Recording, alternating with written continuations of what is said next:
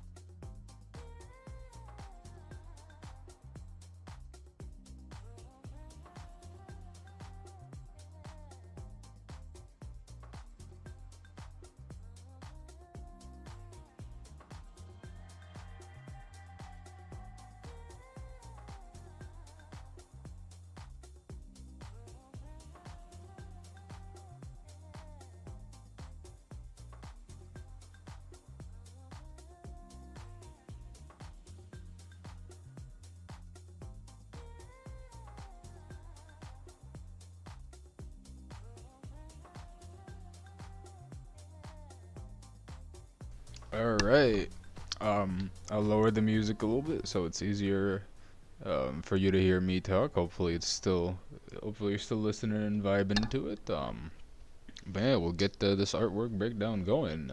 I've been wanting to talk about this specific art piece to people in general for a while, actually, ever since I bought it. Um, and for reasons I will show you. But for now, let's just get a quick introduction to the work, right? And I also draw your attention. This might be. I'll look at the Discord real quick, but this might be one of the very first entire. Oh no, this is the second um sort of representational figurative drawing work, but it's the first, I believe, completely traditional work, which I am excited for reasons which I will show you guys. I'm talking here specifically about our artwork breakdowns, not our artist talks. We've had traditional painters on our artist talks before.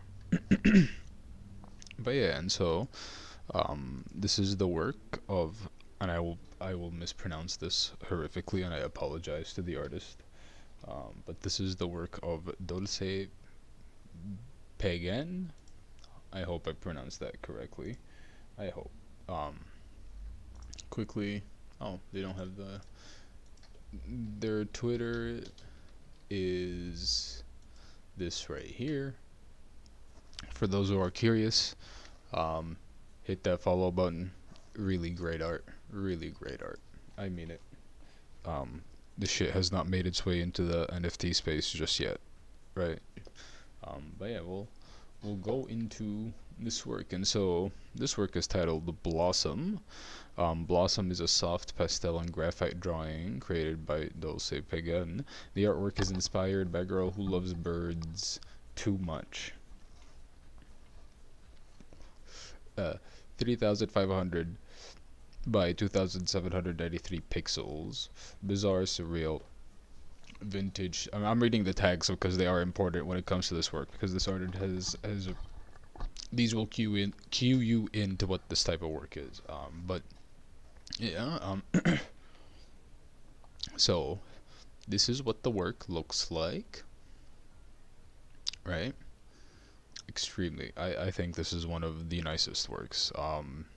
It's um it's not attacking a lot of themes, but it's doing a lot of stuff correctly and really great actually. But for now, I'm gonna shut up for 5 seconds and just let you guys look at this in its own, and then we're gonna go to the IFPS file.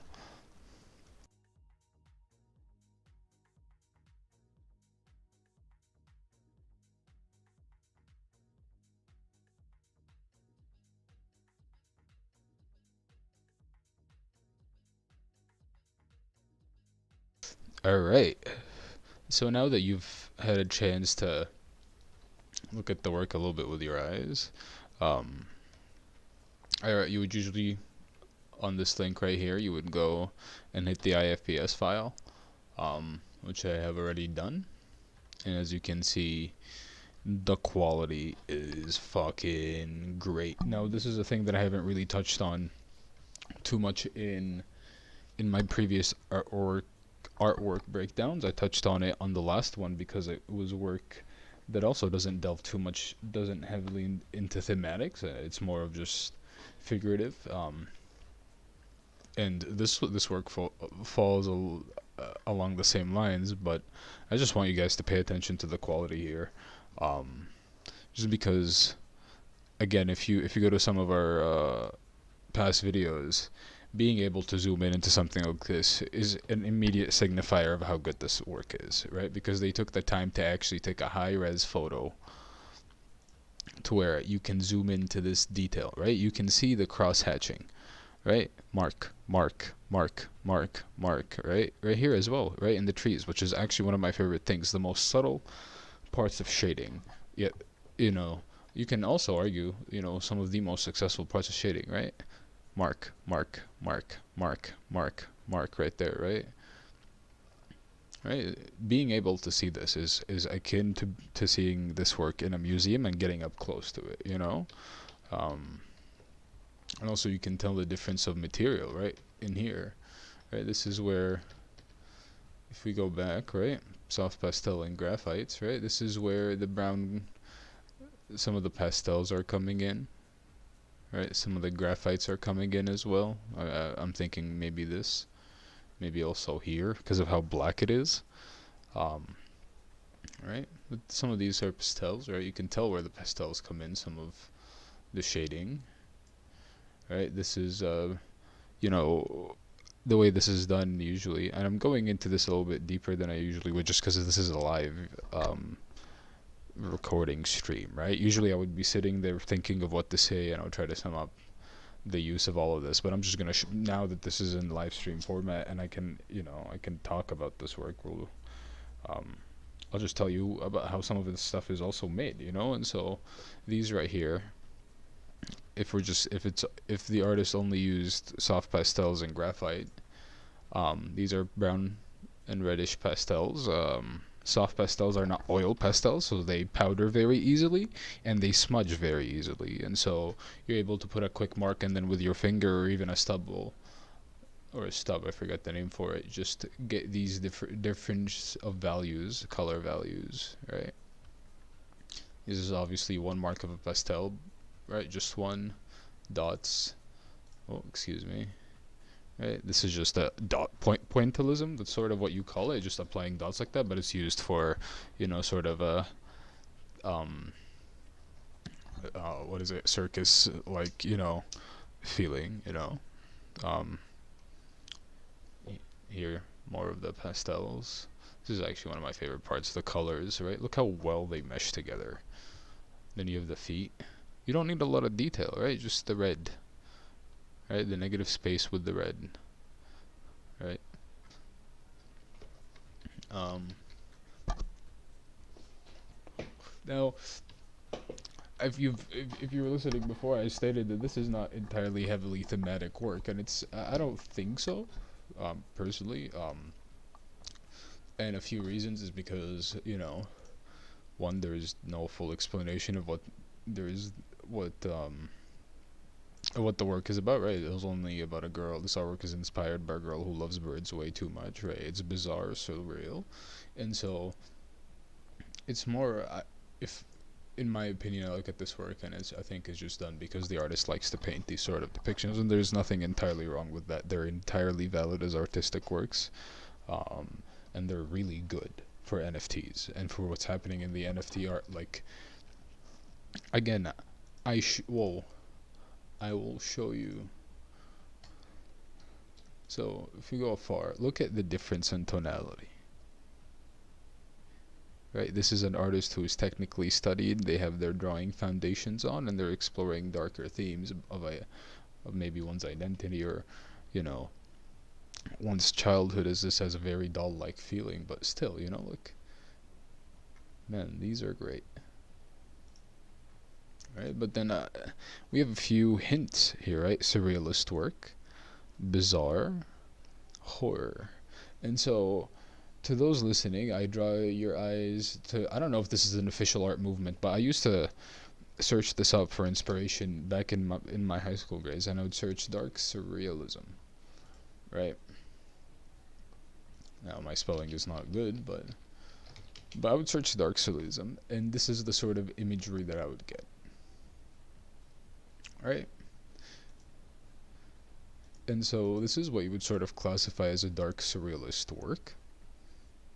Um, it fits it very perfectly. I think it actually goes beyond, well and beyond what you need to do to just classify something as a dark surrealist work, because it's easy to classify to try to make something look horror, and you risk it looking like a cliche, right? If let me elaborate a little bit on that. So essentially, when we look at some work like that, right, you're like, cool, evil dude middle, right? Some of these images, even though this is by one of my favorite painters, start to sort of blend together, right? This not so much. Bikinski's work not so much, because he actually executes his stuff pretty well, but this sort of stuff, at least in quickly to your eye, becomes indistinguishable, right? Yeah, cool, dark, another rendition of something dark. I don't even know the fuck about that one, but and so for you to execute something in a medium or in a movement that is so saturated, right, with works that, yes, are dark surrealists, but they're not executed very well, you need to work a little bit harder to execute it, right? You need to go the extra mile, um, to differentiate your work from all the horror jumble that's out there. And I have no problem saying this specific work has done that, right?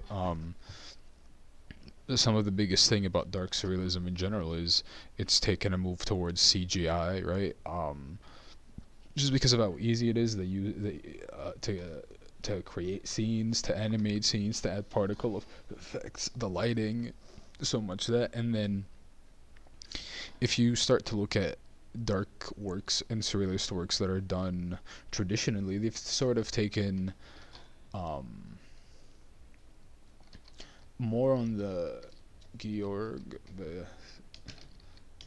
they've taken to distorting the body figure far more than normal, right? Where it's extreme distortions of the body, right?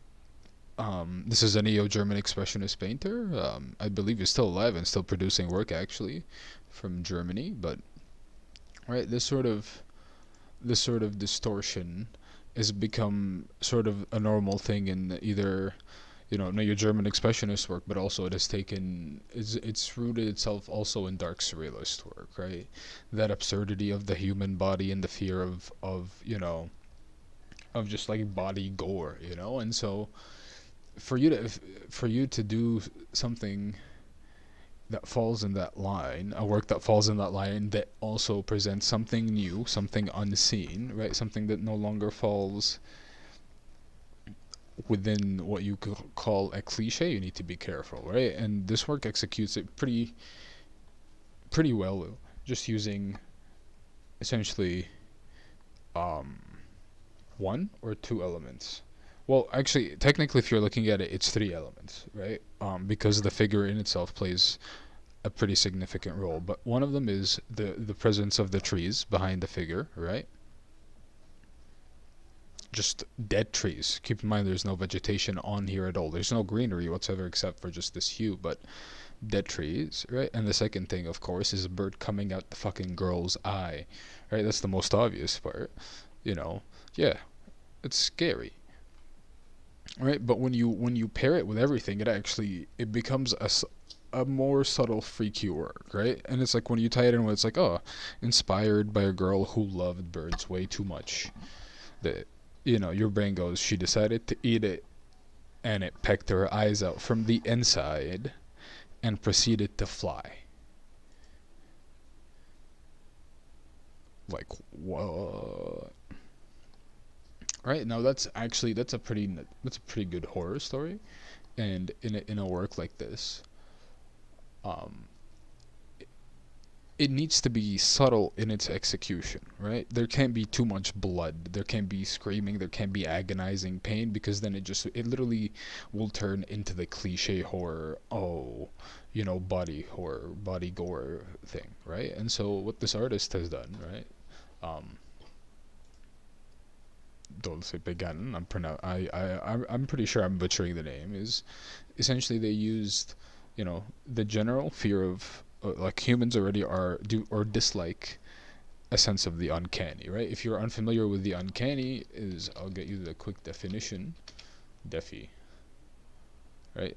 Some strange, mysterious, especially in an unsettling way. So the uncanny has been used in the art world as a way to off-put the viewer, right? Something that looks human but isn't there, but isn't it's barely, or it's just there, right? You can tell it's off, right? That's why, you know robots or like creepy clowns will freak some people out. Maybe the creepy clowns example is a little bit too far, because they're genuinely scary, but it's like robots, or like, porcelain masks like that will freak people out because they're extremely uncanny, right? um and so one way to introduce your viewer to that uncanny feeling is you take out the eyes, right? Because without the eyes, we don't know who this person is. Yes, we have an identifier of a mouth and a nose. You have the hairstyle, but the eyes, they contain eye color. They place, they just put the face all together, right? It's the one thing that ties it all. So first, how do you execute that successfully, right? Without too much gore, of course, right? And then you tie it to the story, right? And it's just this little subtle bird, right? It's a beautiful bird, right? Nobody's arguing that. A beautifully rendered bird, right? Coming out the eyes of what appears to be the body of a child, right? And so, in that sense, Dulce all needed to do was essentially take out the eyes and use the body of a child, and you immediately understand how scary this is, because you're like, dude, what do you mean a child? Right, there's a feather coming out of there, right? Like, how could this child swallow a bird? And it pecked their eyes out, right? No. Like, is that all? No, again, you have the dead trees, right? The colors, the sort of palish skin, you know. All that together really ties the work, it's not just the lack of the eyes, it's the lack of eyes, and then the bird coming in and out of them, right? Like, me looking at this to me represents the end of the tale. It's just a little bit more fluffed up, you know. And if I were to compare this to something like that, it's like, cool, wire skull. How many times have we seen skulls in a horror feeling before? You know, right? All of these are quick examples. Skull. Now this is the work. This might be the work of H. Geiger, which is a little bit different, right? But skull, right? Quickly, right? And so the work is going out of its way to avoid that, right? That's actually cool. But the work is going out its way to avoid the cliche depictions of horror, and just being a little bit subtler, um, And it actually doesn't lose any of its impact. It becomes stronger through that because your brain starts to wonder about the story, right? And then, so this is essentially where I'll get into the difference between like the themes and the story, right? Because at least when we're talking about art, the themes are like something the artist is addressing through their depictions, you know, themes of loss, themes of personal horror, self-identity, all of that, and then you just have general depictions. Again, we're missing some context if this is a personal drawing to Dolce or not, right? We don't know that. And so I'm viewing this as just, this person enjoys drawing, um, horror scenes, and so that's that's as far as I need to go with the themes. I don't need to go any deeper. I don't need the work to comment on, child abuse or anything like that, or um, how parents take care of their children. Because how could a parent, let a kid get their eyes poked out, or like let it eat a bird? No, I don't need the work to discuss that, right? Because it's using fiction in a completely different way, and it's using its representation in a much more story fictional way than it is in a, look at what's happening in the real world sort of pain, right? um so to me, it's like you know it's a like this work, if you were to present this, for example, in my university, my professors would be like, okay, yes, but what else are you commenting on, right? But this, as a person who would disagree with my professors on that and be like, the work doesn't need to do that, this sort of work doesn't, because I'm already enjoying the work through trying to come up with the story of how this girl ate a bird and it went out through her eyes, right? um and if we're talking in relation to this work in the NFT space, right? um I've always viewed the NFT space as sort of, where not the art rejects go, but where the people that have to carve their own path and have to build their own following and their own collector base go, right? At least those who are interested into growing that, they delve into a little bit into NFTs because it offers that freedom, right? You can post anything you want, sort of like art style wise, without any critiques, right? Because the space already goes away from the fine art critique in a sense. And so in the realm of the NFT space, this work is unseen, right? Like, yes, there's if I go um if I go to my collection, yes, I have many horror works. I have some themed horror works, right? Horror themed, sort of horror themed, right? But nothing really falls along the same line as this, except for like the traditional works, right? And so there isn't a lot of this sort of work, and in a sense where this work would be rejected by the fine art world, I actually think this work succeeds because of its rejection, right? Because it uses narratives, because it's using a story. It's not personal. It's not commenting on anything deep. It's just trying to show you something that the artist thinks is cool, you know. That work succeed. And as a person, if you're looking, for an investment, or sort of as a if you're listening to this, right, and you're thinking like, man, I want to invest into some art, right, but I don't know which sort of art to invest in, or which sort of art to buy, for myself, right? I like digital, I like traditional, I like this, I like that. I think this sort of work is extremely valid, and in 5 years, we'll see this we'll see this artist specifically be like one of the big names. I really believe it, just because you got to keep in mind, part of this is also style development, right? I chose this because I thought it was cool, um, and it's nothing with surrealist horror themes, right? Or stories, for example. See, the theme aspect can come into play here, right? It's using surrealist and horror themes, but that's about it. Um, right? But the work is using a narrative and its story, um, just to convey just a, literally a story, right? Or it's inspiration, right? And so again, like this is fine art detail right here, you know, just because it's a narrative driven work with no personal connection to the artist. And who knows, this blossom here could be a personal connection to the artist that we don't know, right? It's an extremely valid work, right? Now, excuse me that I'm repeating my words. Usually, I would sum this up in a paragraph, and then because this is a figurative work that's to me sort of representational, it's not conceptual. I would have just talked about the color palettes and stuff. Yeah, I'm repeating some of my points, but in order to make up for that, we're actually going to go and look at some of the artists' work, just to show you, they're a fine artist. This is the sort of style that they do.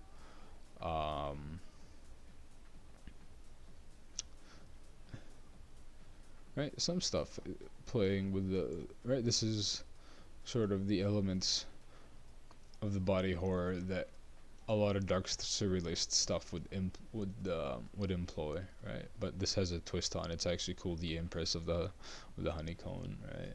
And so, voodoo artist exporting fairy tales, it's two nightmares, and so I believe all of these are drawn. Some of these have digital animations, but they're hand-drawn traditional works. Mixed media. And so, here, I'll open up the IFPS for that one. Let's look at the quality real quick before we go back to, oh wow. That's very cool. Wow, that's some Uzumaki shit, yo.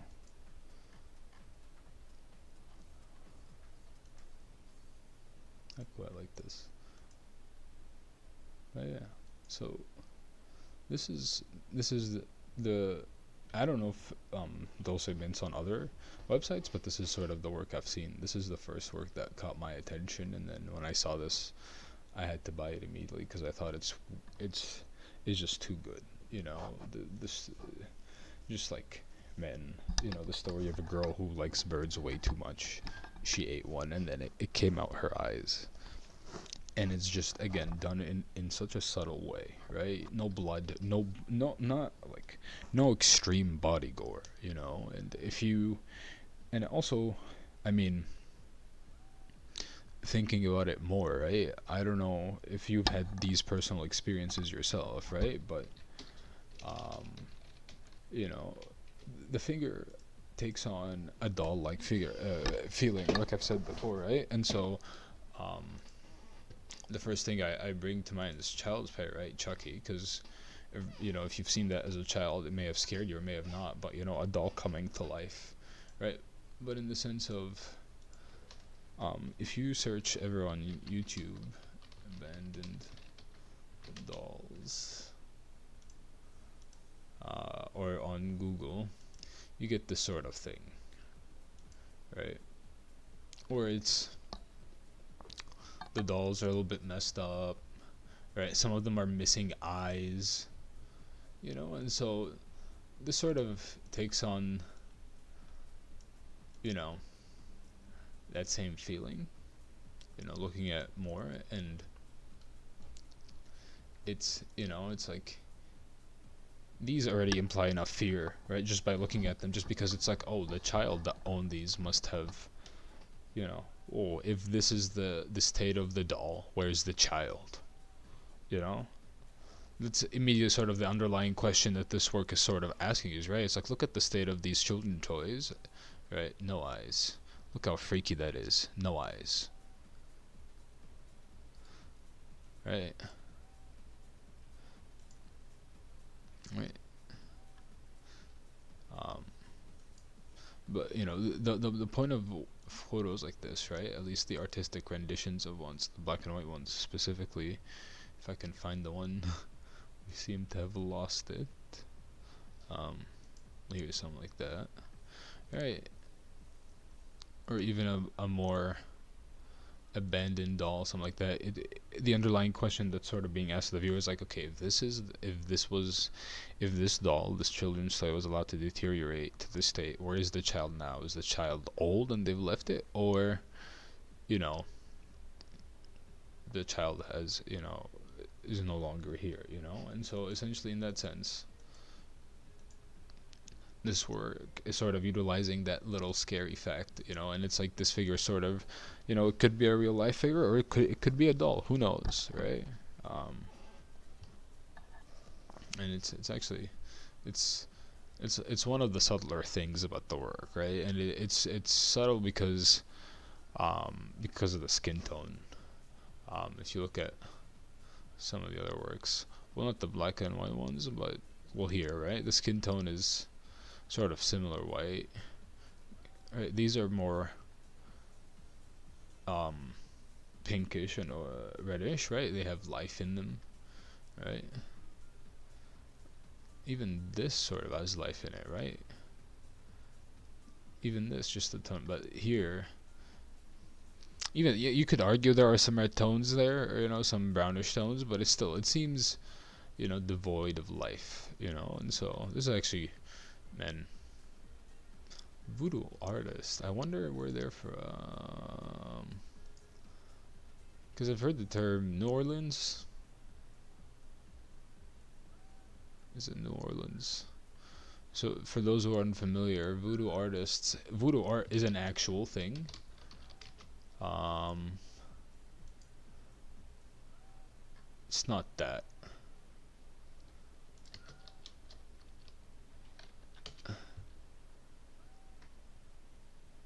Um, well, I have to find the specific artists that do it, but there's a specific movement in Saint Orleans, I believe, if my friend was correct, that does that classifies themselves as voodoo artists.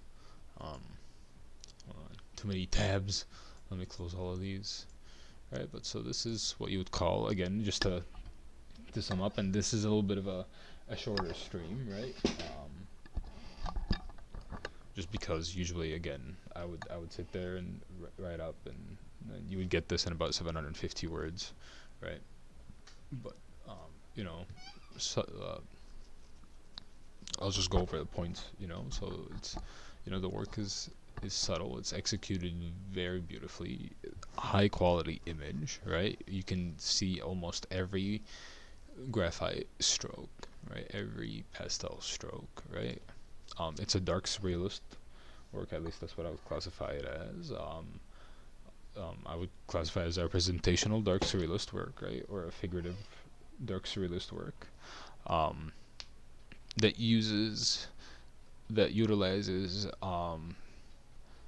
narratives and narrative elements to tell a story, right? And that's about it. And um, again, like, you know, as a as if you are listening to this and you're like, okay, cool, but like, aren't the themes important? Isn't this work supposed to go deeper? Not every work. Again, I've said this in the last artist breakdown, but not every work needs to go deeper, right? I actually, one time in my fine art classes, one of my teachers put a quote where this painter was saying, all artists should paint beautiful works. Nobody should paint ugly works or horror works, right? And I raised my hand and I was like, listen, like, I, every artist is sort of entitled to their own view, right? But sometimes, you as an artist sometimes need to look at some of the ugly stuff and the horror theme stuff to appreciate the beautiful, and the romantic paintings, and so this is the sort of work that you look at, it's like, you if you are getting heavy into conceptual work and you need to take a break, this is the sort of work I would look at, as a, just, I enjoy looking at it. It's eye pleasing. Again, I don't need to go any deeper than that, and that's it, um and then, when my need for, conceptual work comes, I'll go move to it. But there is nothing wrong between the two. Side by side, they're still extremely successful works in their own right and in their fields. I would even argue to say this is a little bit more successful than a lot of the conceptual works out there. What? Um, but yeah, this is a really great work. I am one of the lucky ones, and I got one. I think I might actually own two. Uh, I own one. Yeah, I bought this a while ago, but it's man, you're not we're not getting a lot of this sort of image quality. And like if I alone, right, just based on image quality alone, we're not getting the sort of image quality in a lot of NFTs. And for an artist to do this, it clearly shows that they care not only about the work they're producing, but their career and their collectors, right? Because man, this is legitimately equivalent to looking at this um, in a museum, right? I can't touch the work. I can't touch the work in a museum, anyways. So, um, I can the best thing is I can actually display this where I want. But yeah, um, hopefully, this was the first sort of live stream video artwork breakdown. Tell me what you think about it in the Metakey Discord channel, in our Duat residency Discord channel. Any feedback is actually appreciated. I'll see if you guys want me to keep it short, make it longer. I'll do that, and I myself will I've been taking notes and will be improving these over time. But yeah, thank you guys for listening to our little art breakdown. It's a little short one today, but yeah. The week is the schedule is still getting updated and moved around a little bit, and will be posted by tonight or or early tomorrow morning. I'm really hoping for tonight. And yeah, and I'll see you guys in our next stream. Have a good one.